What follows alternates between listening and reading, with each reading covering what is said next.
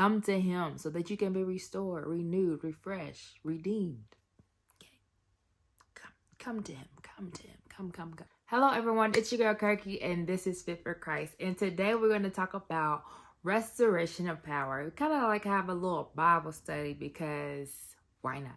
Okay. It's always good to talk about the word of God. Before we get into anything, we're going to pray because today we're going to talk about restoration of power, because at some point we have lost it and we need to understand how to get our power back because it's important. Okay. But let us pray. Father, in the name of Jesus, we thank you, God, for this day. We thank you that you have allowed us another day with new mercies that we've never seen, God. We thank you, Lord God, for life, strength, Lord God. We thank you, Lord God, for all things, Lord God, for you are King of Kings, Lord of Lords, Lord God.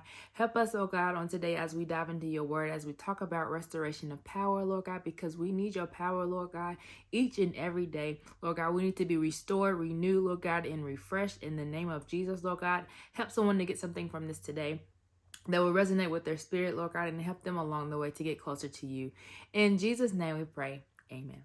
All right, let's dive into it. Okay, so have you ever felt like you were powerless, or like nothing was working in your life? Like you were trying to eat right, try to do better, try not to talk so much, try not to get back with people, and just do the things that God has called you to do. But you feel like it's just not working out right. You just feel like you're a bit powerless, right? Anybody? Raise your hand. Say amen. Anybody? Well, I've been there too. And that is one reason why we're talking about this today. First question is, how do you lose your power? First of all, you lose your power because you don't understand who you are. When you understand who you are in Christ, that's a whole nother top tier, okay? A lot of times we don't keep it on the forefront of our mind what and who we are in Christ because he created us. And part of this also is knowing what your purpose is and being able to walk in it, because there's a purpose for each and every one of us. And I don't know about you, but I grew up in church. So I heard a lot of messages about walking in your purpose. Your purpose is about to be birthed, but it wasn't explain like, okay, how you do that. Like, what does that mean? I would be glad to walk you through it because I am a kingdom fitness coach. So basically I'll walk you through how to find your purpose and also how to be fit doing so, because we can't be lazy and be purposeful at the same time. It doesn't, they don't coincide. Okay. You can go to the link below and I'll be glad to assist you. But nevertheless, we must understand what our purpose is, and help in our thought life also is affected by losing our power, right? Your thoughts have to be positive, or sometimes our thoughts are everything but positive. Like we think on all the things that are negative. Woe is me, why me, all of this, right? That's another part. That's another situation of saying that you've lost your power. But let's dive into some definitions real quick, okay? Restoration is the first one. It's bringing back to a former position, restoring to an unimpaired or improved condition. The action of returning something to a former owner, place, or condition. It's good already. Okay. The next one is power. Power is the ability to do something or act in a particular way, especially as a faculty or quality. The capacity or ability to direct or influence the behavior of others or the course of events. When we think about power, right, Christ came to restore power, right? And we're going to dive into that in just a second, right? If you think about power, the Bible tells us that you should have power once the Holy Ghost has come upon you. But that's not why we need restoration, right? We need restoration because a little something happened back in Genesis chapter 3. And it was the fall of man, right? When the serpent deceived Eve and she ate of that apple and then gave it to Adam, and he decided to eat too, right? Because the thing is, Eve knew exactly what God told her.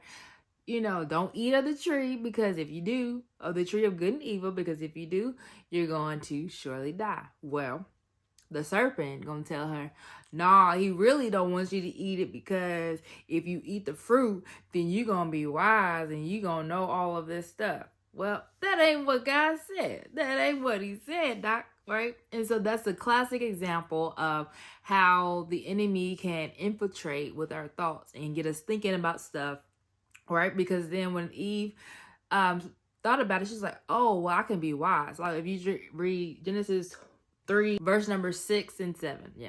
So if you read that, you're going to be like, well, yeah, He got it for the okie doke. And this is, like I said, a classic example of they had access to everything. And I mean everything.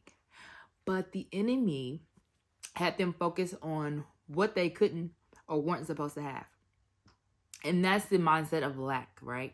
That's a powerless mindset. When God has given us and granted us abundance, right? Initially, we were supposed to have abundance, right? In the kingdom of God, we have abundance anyway.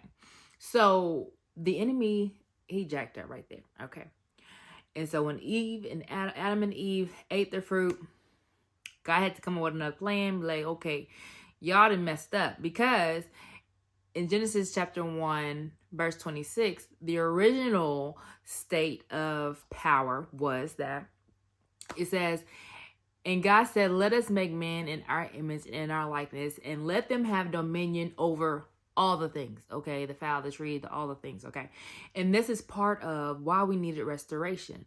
Restoration came because God had to, okay, the plan was so that Jesus, he gave us his son Jesus so that he could be the ultimate sacrifice, because the animals weren't doing it, okay? So he was the ultimate sacrifice for all of us so that we could be restored back to what the original intent was in the Garden of Eden.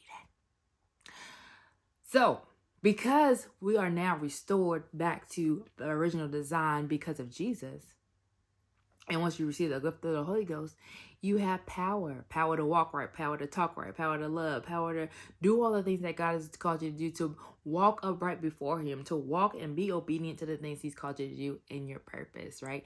So in your purpose, you have dominion, power, and authority over the thing that God has given you to do, right?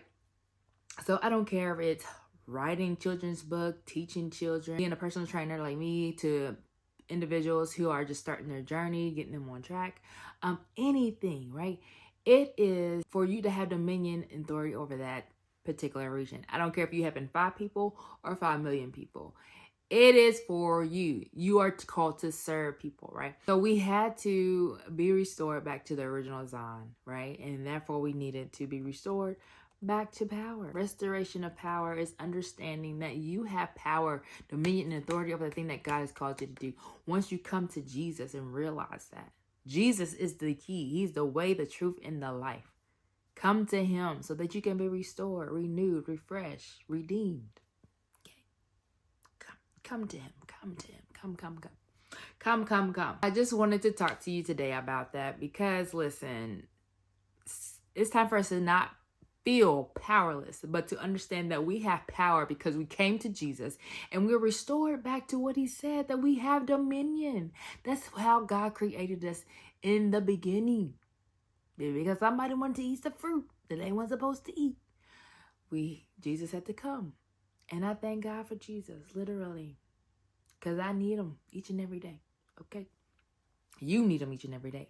So let me know below what resonated with you from this Bible study or teaching or however you want to think about it. What resonated with you below, and let me know if you have any other questions, and I'll be glad to answer them and make more videos because we need the word. Point blank period in today's world. Okay. And again, if you need assistance or guidance with starting your fitness journey, make sure you look below. There's a link there. And also, again, as I mentioned earlier, that if you need assistance understanding what your purpose is, look at the link below because I got you. Okay. But nevertheless, y'all have a blessed and amazing day. And don't forget to like, comment, and subscribe to this channel. Thank you. Okay. Bye.